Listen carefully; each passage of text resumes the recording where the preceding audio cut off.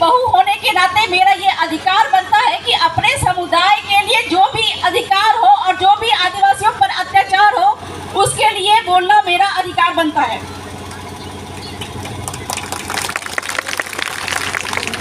आज हम लोग यहाँ पर कलेक्ट्री में एकत्रित हुए हैं अपने आदिवासी भाई प्रकाश वीर को न्याय दिलाने के लिए एकत्रित हुए हैं। भाइयों, कलेक्टर महोदय जो है वो भारत का संविधान नहीं जानते हैं, तो हम लोग आज यहाँ पे उनको भारत का संविधान बताने के लिए, पढ़ाने के लिए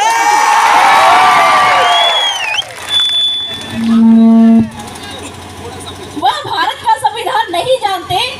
यह हम इसलिए कह रहे हैं क्योंकि भारत के संविधान में, कानून में, संविधान में जो भी जमीन के अधिकार है, आदिवासियों के जमीन के अधिकार है, वो कलेक्टर महोदय नहीं जानते हैं। इसलिए भू माफियाओं के साथ मिलकर हमारे भीलों की जमीन वो छीन रहे हैं। और आज हम उनको यह अधिकार और कानून बताने के बावजूद भी आने वाले दिन में आदिवासियों पर, हमारे भीलों पर यह अत्याचार बढ़ता ही जाए तो हम उनको माननीय सुप्रीम कोर्ट में भी घसीटने से पीछे नहीं हटेंगे। इसके पहले भी हमने माननीय सुप्रीम कोर्ट में कई सारे पिटीशन दायर किए जहां पे कलेक्टर महोदय को खड़ा होना पड़ा है। तो कलेक्टर महोदय ये समझ ले कि वो कानून, संविधान की कसम खा के आते हैं, वो अपने अनुसार कुछ भी नहीं कर सकते। और हम आदिवासियों को जितने भी अधिकार प्राप्त है वह अधिकार हमको संविधान के तहत है। और हम आदिवासी, हम भी जो है वह संविधान का पालन करते हैं। अगर नहीं कर रहे होते तो आज हमारे समुदाय में एक जो प्रथा है मत्था मड़ा की, ठीक है, मत्था मड़ा का मतलब होता है सर के बदले सर। तो यदि अगर हम संविधान नहीं मान रहे होते तो जिन लोगों ने, जिन भूमाफियाओं ने हमारे प्रकाश वीर का पैर काटा तो हम भी उनका पैर काट चुके होते। लेकिन चूंकि हम संविधान, कानून का पालन करते हैं और साथ ही साथ में हमारे जो अगुआ जन ने बोला भी है कि आप आदिवासियों को लोकतंत्र नहीं सिखा सकते, आपको आदिवासियों से लोकतंत्र सीखने की आवश्यकता है। यही कारण है कि इतनी बड़ी जनसंख्या होने के कारण, इतनी बड़ी भीड़ होने के बावजूद भी यहाँ पे एक भी तरह का आदिवासियों के बीच में एक भी हथियार नहीं है। वो लोकतंत्र, तांत्रिक तरीके से बैठे हुए हैं।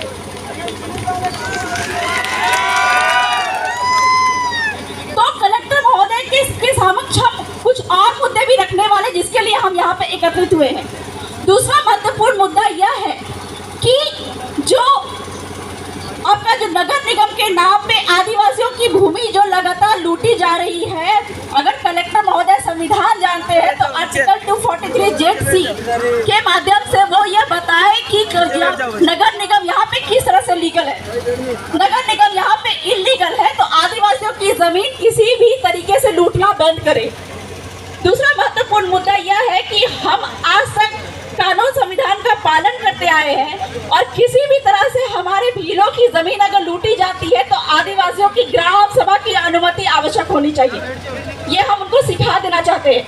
ये मैं नहीं कह रही हूँ, ये जो है आपकी जो राज्य सरकार की जो लिखित रिपोर्ट कर रही है, वहां से जयपुर से आया हुआ लेटर कह रहा है, ठीक है। तीसरा महत्वपूर्ण मुद्दा यह है कि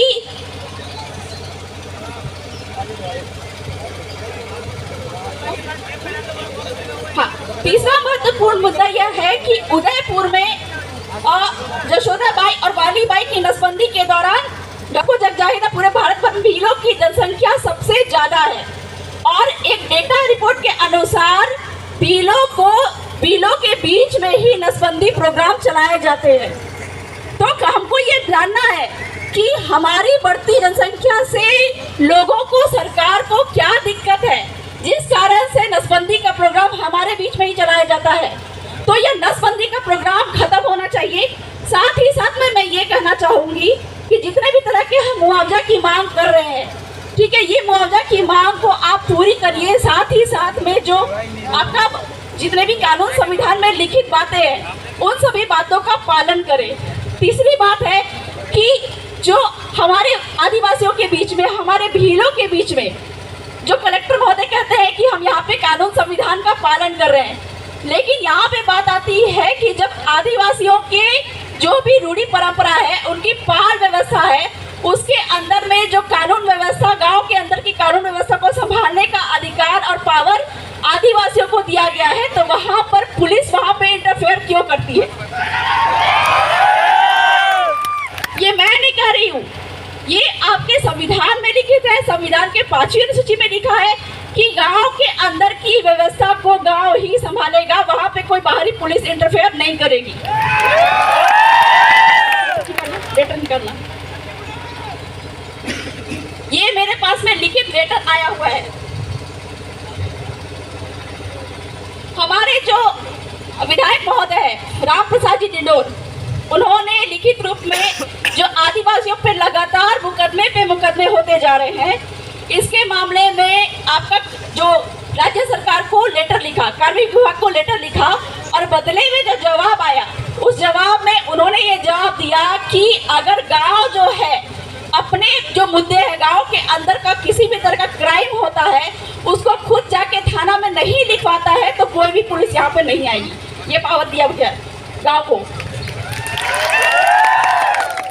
साथ ही साथ में बहुत सारे क्वेश्चन हम लोगों ने किए थे, प्रश्न किए थे कि आदिवासियों के बीच में जो लगातार एफआईआर पे एफआईआर किए जा रहे हैं, इसको खत्म किया जाए। तो इस पे जैसा कि मैंने पहले भी बताया कि यहाँ पे आदिवासियों की गांव अगर बैठती है तो वो गांव में ही वो मैटर को निपटारा हो जाना चाहिए। हम क्या करते हैं, खुद ब खुद जाके अब थाना में एफआईआर करवाते हैं। तो ये अगर बंद हो जाए तो हम पे जो रोज के रोज एफआईआर हो रहे हैं वो भी बंद हो जाए। चौथा मुद्दा ये है कि जो आदिवासियों की जो विवाह व्यवस्था है, जो छोटे छोटे मुद्दे पे हम क्या करते हैं कि मियाँ बीवी में आपस में झगड़ा हो जाता है तो मामले को ले जाते हैं कोर्ट में, जबकि कोर्ट भी यहाँ पे बोलता है कि आदिवासियों की जो पाल व्यवस्था है, भीलों की जो पाल व्यवस्था है, उसी पाल में आदिवासियों के जो लड़ाई के जो शादी विवाह के जो मुद्दे हैं वो उन्हीं पे निपटारा होगा। लेकिन हम क्या करते हैं, ये सारे मैटर को कोर्ट कचहरी में लेके जाते हैं। तो इस तरह से जो 70 साल से हम पे जो फर्जी एफआईआर हो रहे हैं, ठीक है, ये एफआईआर होने का कहीं पे भी कानून नहीं है, कहीं पे भी संविधान नहीं है, लेकिन फिर भी हम पे फर्जी अत्याचार होते जा रहे हैं। तो इस पे भी हमको आगे जाके कलेक्टर महोदय से सवाल करना है। तो बहुत ज़्यादा तो मैं नहीं कहूँगी, इतना ही कहकर मैं अपनी बातों को विराम देती हूँ। साथ ही साथ मैं फिर से कहना चाहूँगी कि कलेक्टर महोदय अगर हमारी मांगों को नहीं मानते हैं तो आगे जाके हम उनको सुप्रीम कोर्ट के सामने भी खड़े करेंगे। बहुत बहुत जोहार, धन्यवाद। बहुत बहुत धन्यवाद बबीता जी।